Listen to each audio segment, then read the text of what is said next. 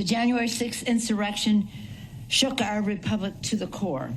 For many in the Congress and across our country, the physical, psychological, and emotional scars are still raw.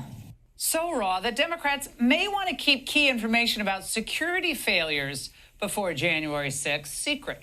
The congressman charged with investigating the J6 committee's work says they did not adequately preserve documents, data, or even communications with the Biden White House. So what are they hiding? Joining me now is that Congressman Barry Loudermilk of Georgia. Congressman, what's the biggest piece of information, the type of information you know they have not turned over to you or that they lost? Well, Laura, there's several pieces of information that we have finally identified that we don't have. One is the videotapes of all the depositions and of the interviews that they did. We know they did videotapes, that's standard practice, and they used some of those videotapes in their Hollywood production hearings. And so that in itself requires preservation.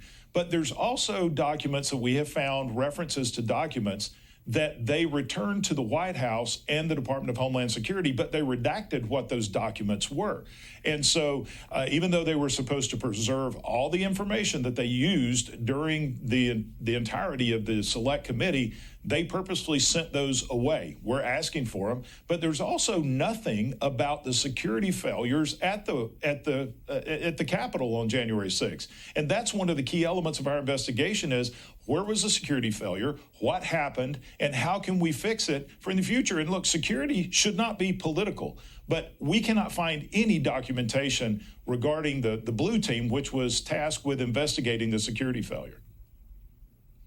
I mean, I think you should ask the question also. I mean, this was 3 or 4 dozen people who actually got violent, right? Everyone else was kind of just milling around, walking around. But there was a core group of people who, caused real trouble.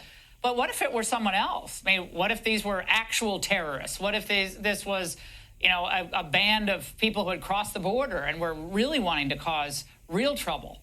Maybe true insurrectionists, not just rioters who were mad about the election.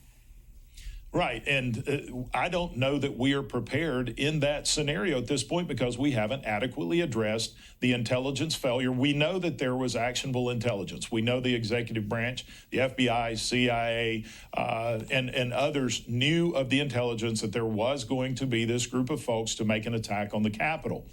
However, the intelligence never made it to the chief of police, even though it made it to the intelligence division. So we're trying to figure out, was it suppressed intentionally? Was it incompetence? Either way, there's a cover-up.